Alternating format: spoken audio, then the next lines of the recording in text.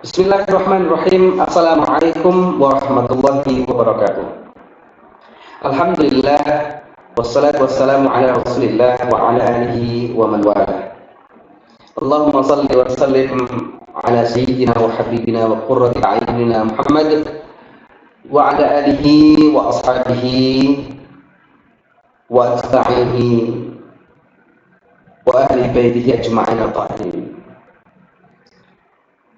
Asyhadu an la ilaha illallah wahdahu la syarika lahu, asyhadu anna Muhammadan 'abduhu wa rasuluh. Qala Allah ta'ala fi kitabihil karim, a'udzu billahi minasyaitonir rajim. Bismillahirrahmanirrahim. Wa min ayatihi an khalaqa lakum min anfusikum azwajan litaskunu ilaiha wa ja'ala bainakum mawaddatan wa rahmah. Inna fi dzalika laayatin liqaumin yatafakkarun. Al-ayah. Yang saya hormati Bapak Ibu Guru Pendidikan Agama Islam dan diberkati anak-anakku, siswa-siswi, santri, pelajar SMA, SMK sederajat dimanapun kalian berada. Semoga kita semuanya senantiasa dijaga oleh Allah Ta'ala, dilindungi dan dirahmati senantiasa, dan semoga di masa pandemi ini kita oleh Allah dijaga, dijauhkan dari segala mara bahaya, bencana, musibah, bala, dan segala hal yang tidak kita inginkan. Amin ya rabbal alamin. Alhamdulillah, kita masih diberi oleh Allah kesempatan untuk melanjutkan aktivitas dan kegiatan kita, yang dalam hal ini kita insya Allah akan melanjutkan pelajaran demi pelajaran yang sudah kita jalani selama masa pandemi ini. Dan pada pertemuan kali ini kita akan melanjutkan materi, salah satu materi penting dalam pelajaran pendidikan agama Islam dan budi pekerti. Materi ini, anak-anakku, kita jumpai di masyarakat kita sepanjang tahun ya, dan insya Allah kita juga akan menjalaninya dan melewatinya, semoga sesuai dengan syariah dan tuntunan Allah dan Rasulnya. Baik,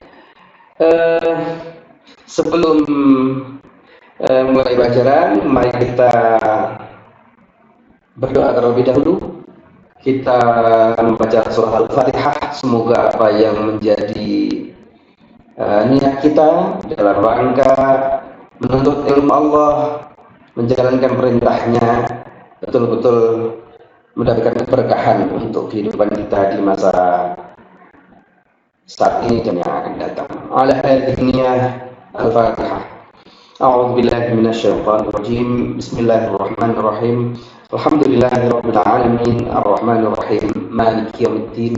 Iyyaka na'budu wa iyyaka nasta'in. Ihdinas siratal mustaqim, siratal ladzina an'amta 'alaihim ghairil maghdubi 'alaihim waladdallin. Amin. Baik, Bapak Ibu Guru Pendidikan Agama Islam dan budi pekerti serta anak-anakku yang semoga senantiasa dirahmati oleh Allah Ta'ala. Kita akan berbicara tentang apa itu pernikahan. Dimulai dari definisi. Pernikahan secara definisi berarti berkumpul atau mengumpulkan. Ini definisi secara bahasa atau etimologis. Adapun secara istilah atau terminologis, pernikahan itu adalah sebuah akad, ya, sebuah akad yang menghalalkan seorang suami istri bermesraan dengan cara yang telah ditetapkan oleh Allah dan Rasulnya. Pernikahan juga mempunyai arti sebuah akad yang menghalalkan hubungan kelamin antara seorang laki-laki dan perempuan dalam memenuhi ketentuan syariat Islam. Itu definisi istilah pernikahan. Nah, padahal sebuah agama itu mengatur pernikahan. Jadi tidak ada agama yang tidak mengatur pernikahan. Hubungan antara laki-laki, hubungan kelamin antara laki-laki dan perempuan itu terjadi itu di semua zaman. Jadi sejak zaman Nabi Adam sampai saat ini, semua laki-laki dan perempuan normal itu melakukan hubungan kelamin, di mana hubungan itu kemudian diatur oleh agamanya masing-masing.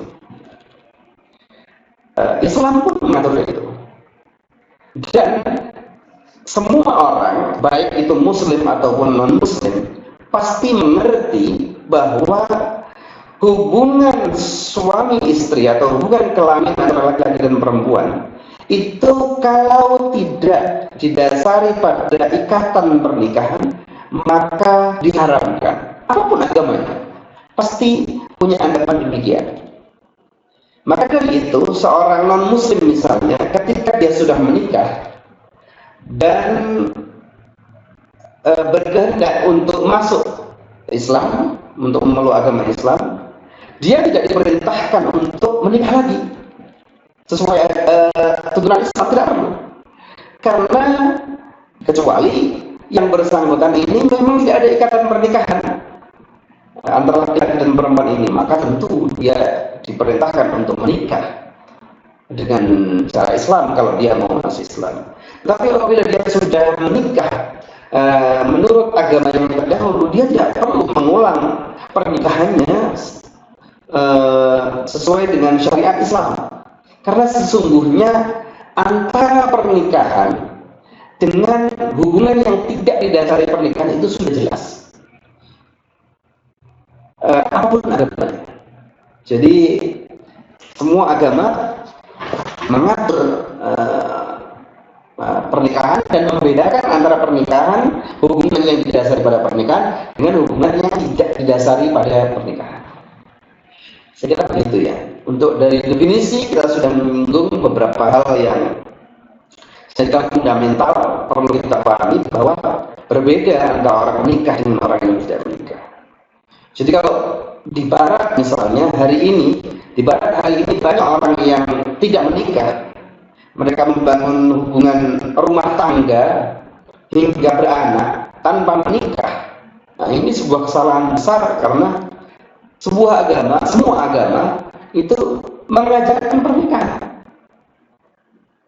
Dan pernikahan itu adalah manusiawi sesuai dengan naluri kita dan sangat banyak manfaatnya. Nah, oke. Kita lanjut ke mengapa Islam kemudian mensyariatkan pernikahan.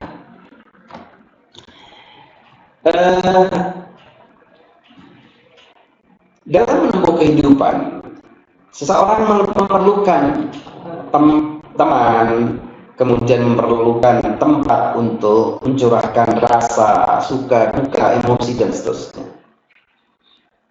Ini adalah poin pertama kenapa Islam kemudian mensyariatkan sebuah pernikahan. Dan pernikahan sesungguhnya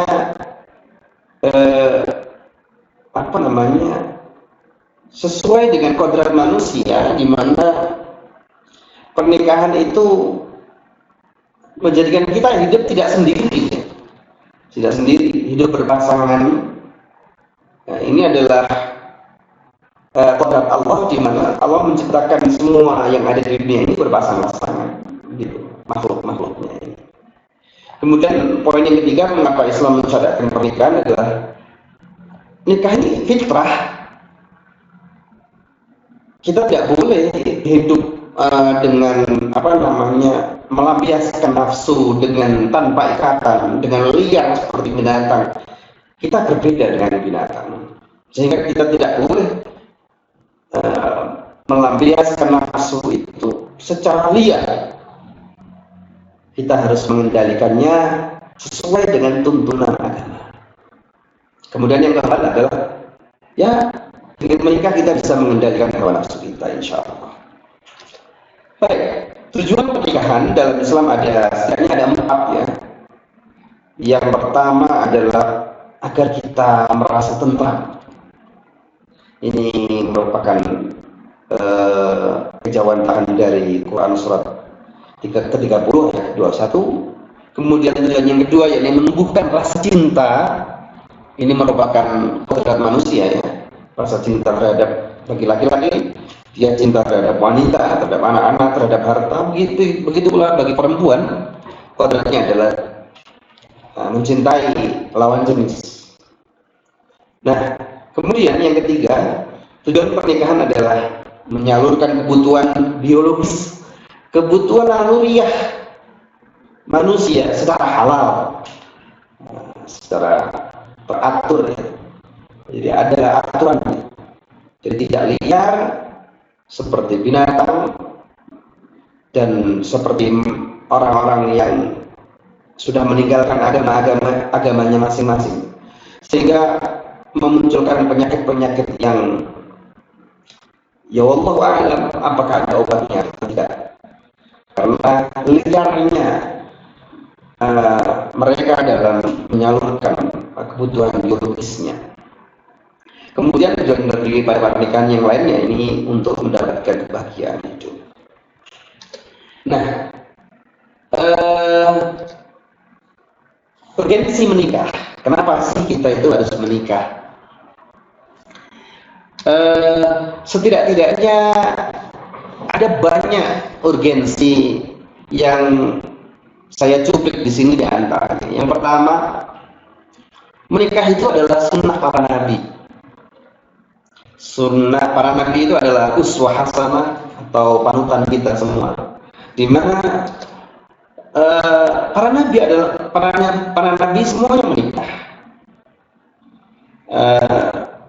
Tidak semua orang soleh itu menikah, tetapi menjadi sunnah, menjadi tradisi para nabi itu menikah, sebagaimana disabdakan oleh Rasulullah yang artinya, dan sesungguhnya kami telah mengutus beberapa rasul sebelum kamu dan kami memberikan kepada mereka istri-istri dan keturunan.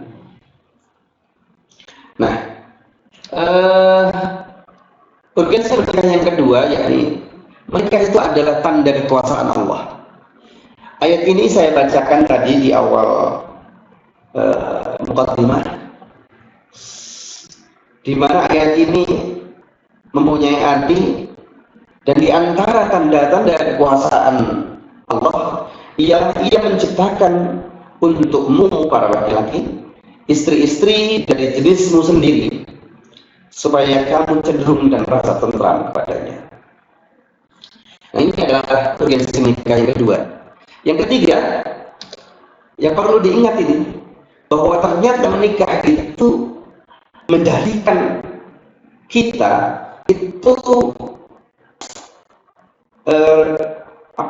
rezeki. Itu Allah menjanjikan rezeki yang akan dibuka oleh Allah, rezeki itu ketika kita mau menikah. Bahkan tidak hanya itu, bahkan Allah menjanjikan kekayaan apabila kita mau menikah.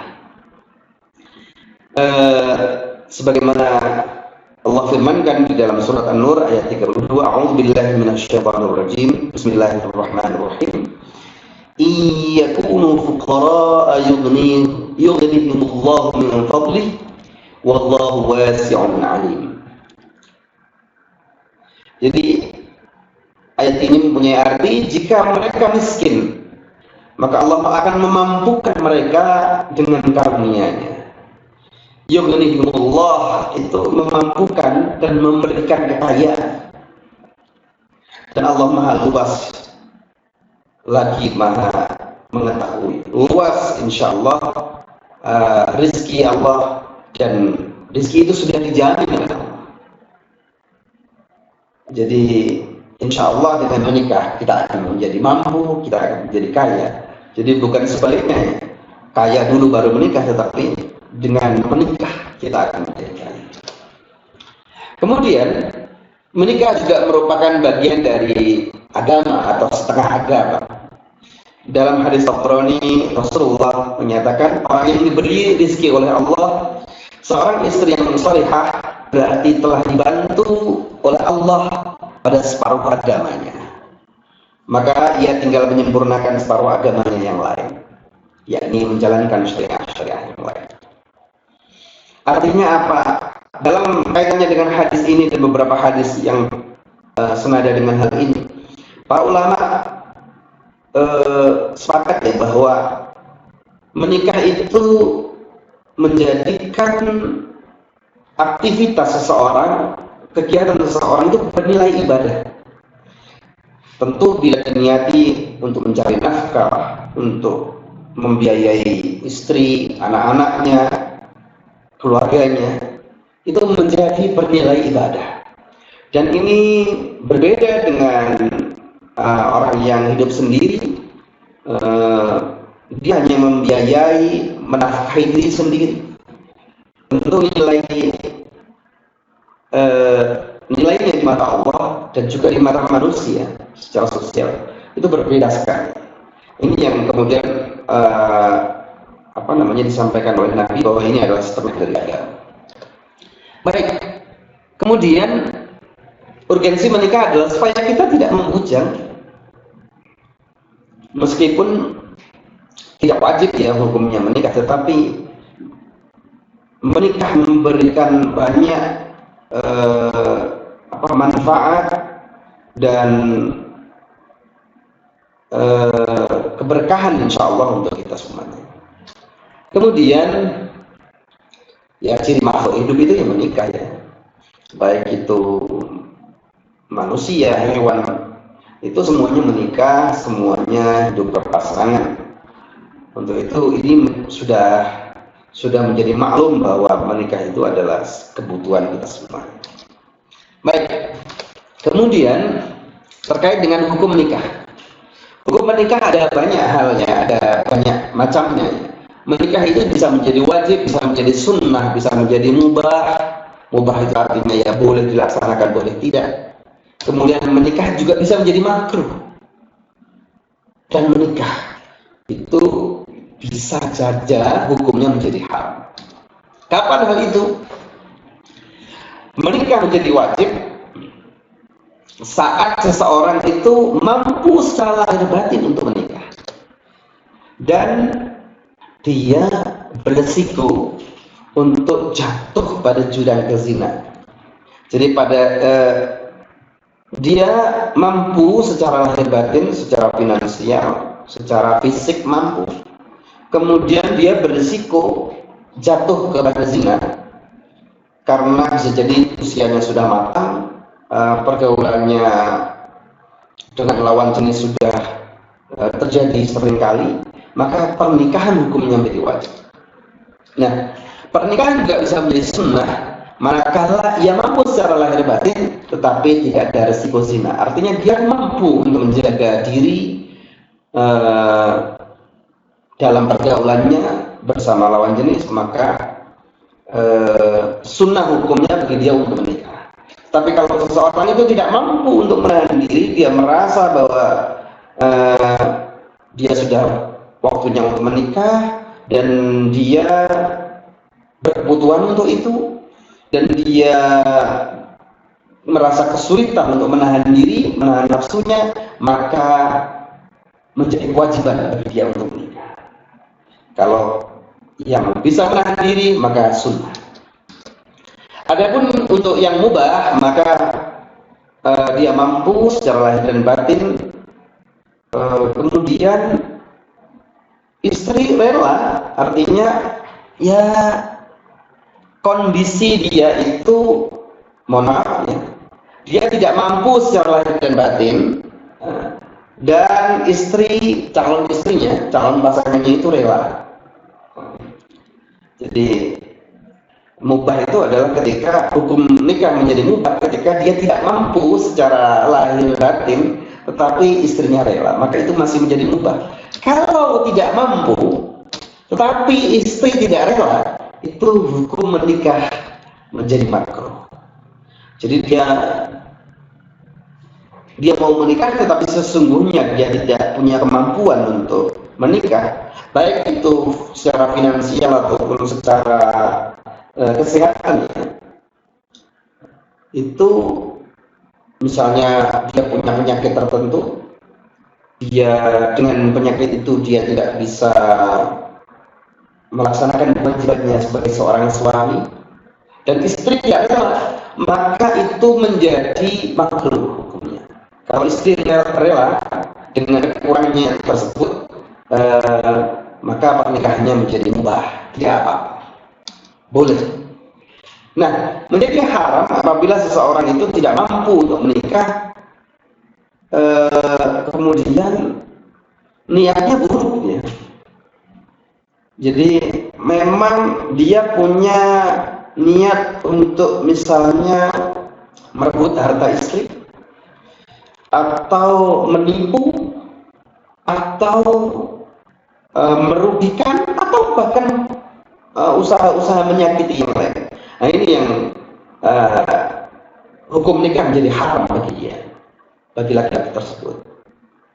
Jadi hukum nikah itu tergantung kepada situasi kondisi pelakunya dan pasangannya. Jadi kalau pasangannya tidak mempermasalahkan hal itu, maka dia cenderung menjadi tidak apa-apa meskipun dengan kekurangan tersebut. Saya kira begitu ya untuk hukum menikah. Nah, bagaimana dengan rukun menikah? Rukun menikah yang pertama ada wali, yang kedua ada saksi, 2 saksi. Kemudian ada ijab kabul.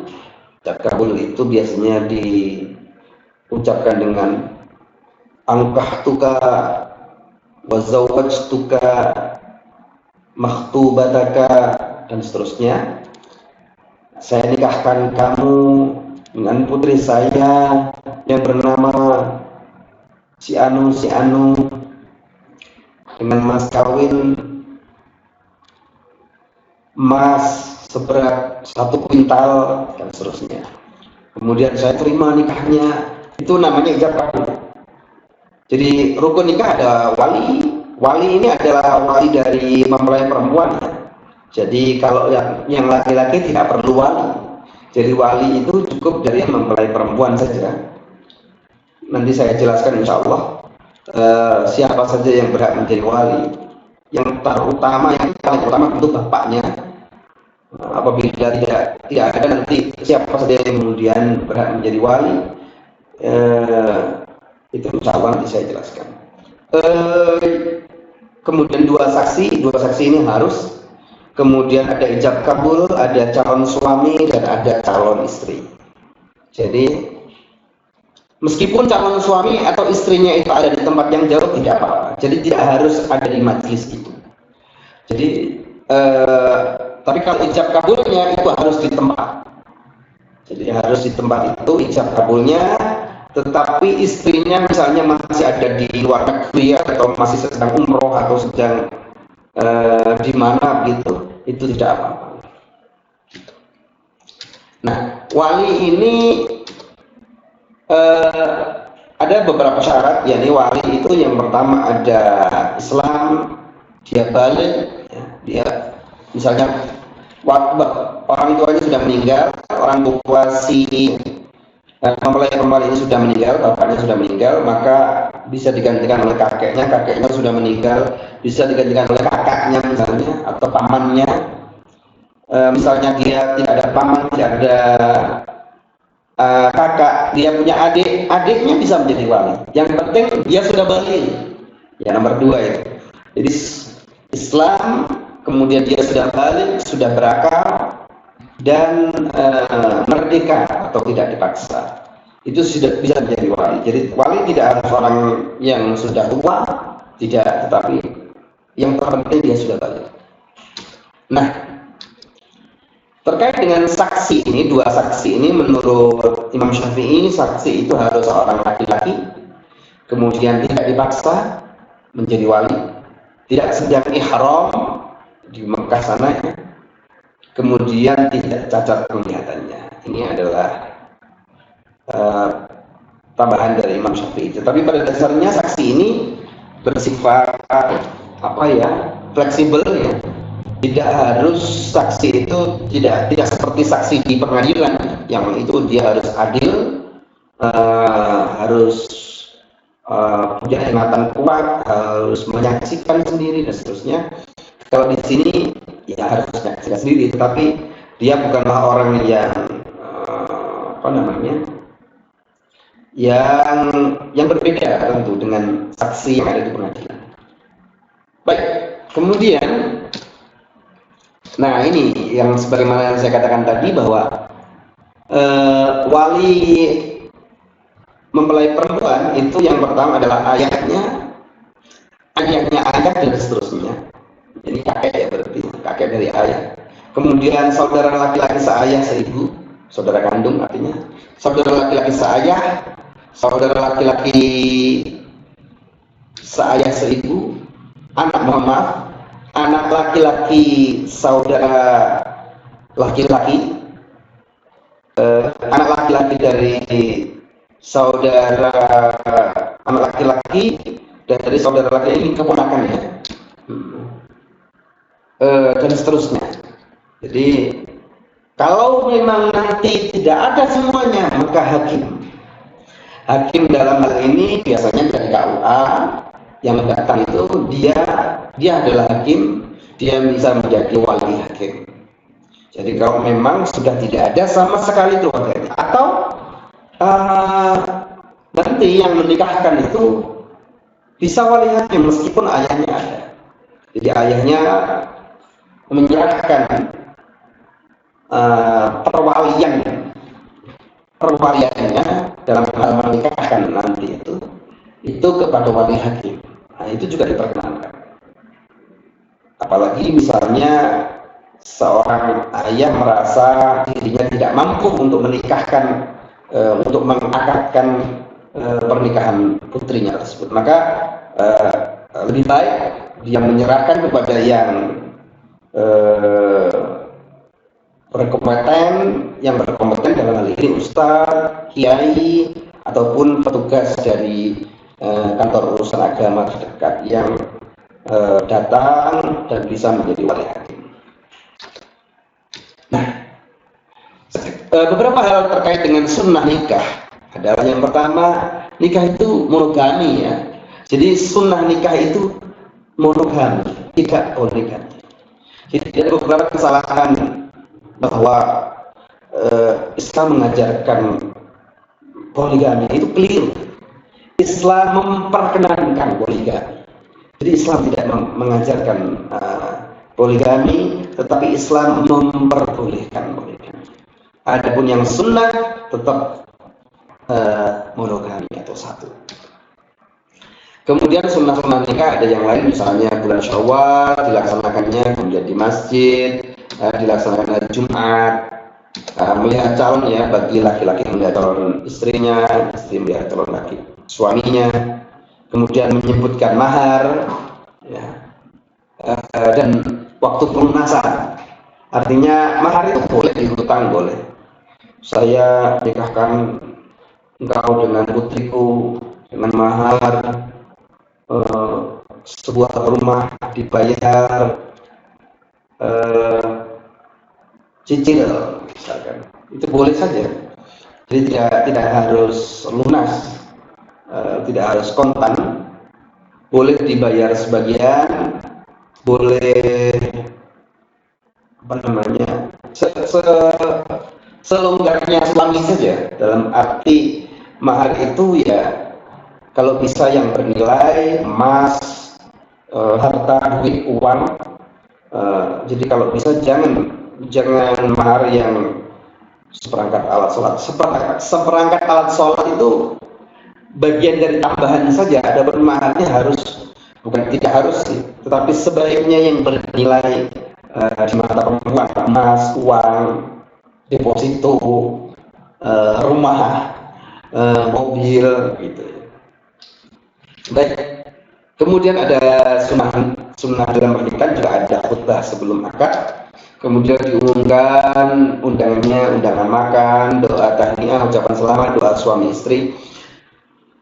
Itu adalah sunnah-sunnah yang dilaksanakan pada saat pernikahan. Baik, kemudian ada beberapa hal yang berkenaan dengan teknik pernikahan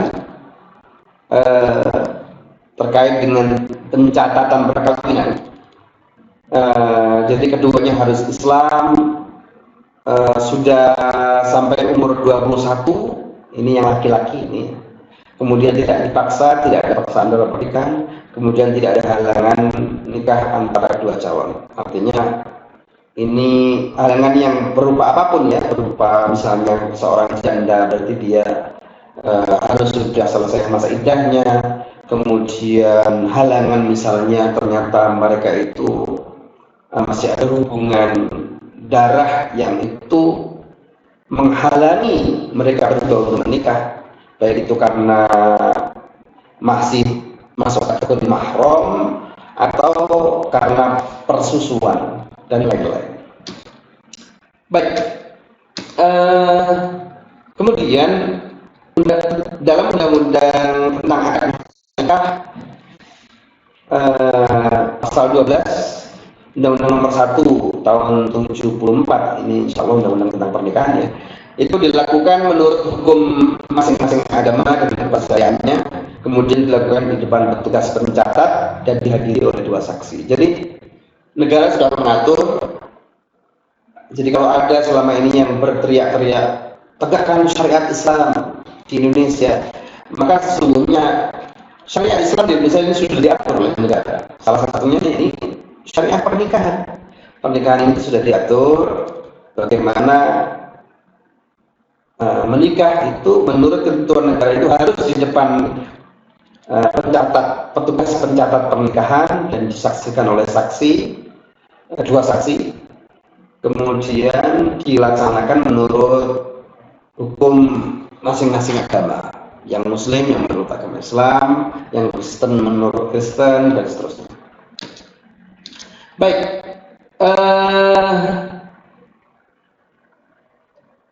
terkait dengan akad nikah, ada keputusan Menteri Agama. Ijab adalah ucapan wali atau wakilnya, kabul adalah jawaban dari calon mempelai pria atau wakilnya. Jadi boleh juga seorang mempelai pria diwakilkan orang lain, itu boleh.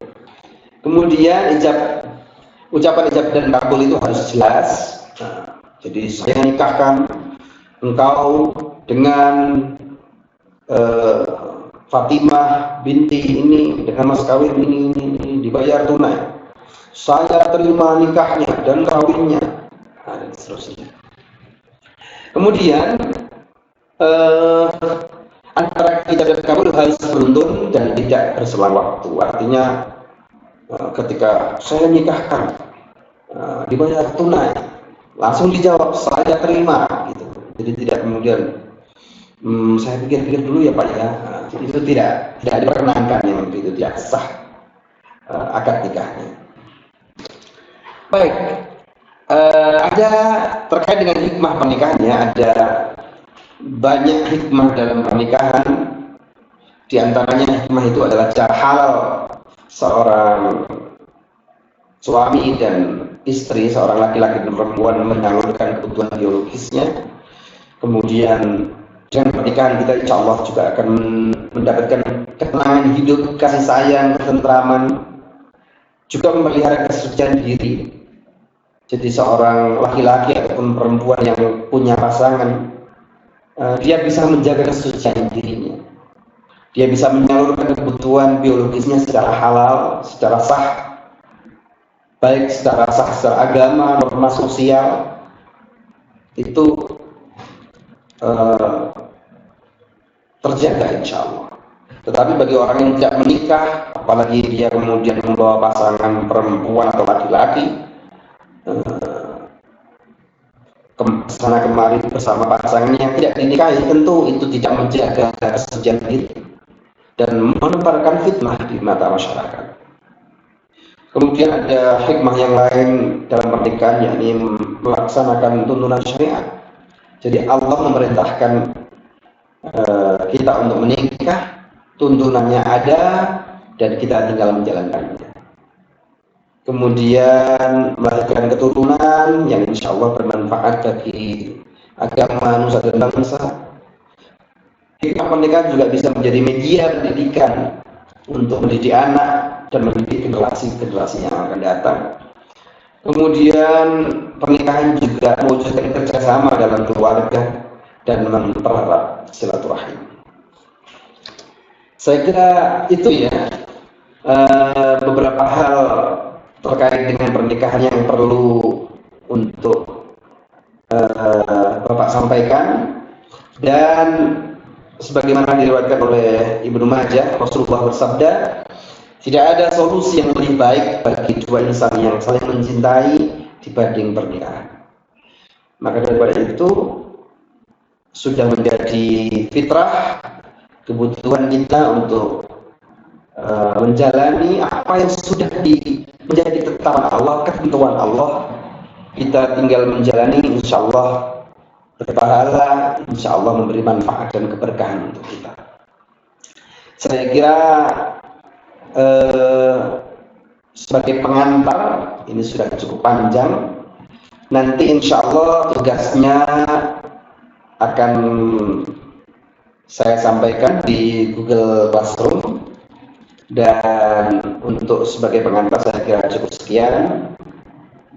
Ada kurang dan lebihnya saya mohon maaf. Wallahu muwaffiq ila aqwamit thoriq. Wassalamualaikum warahmatullahi wabarakatuh.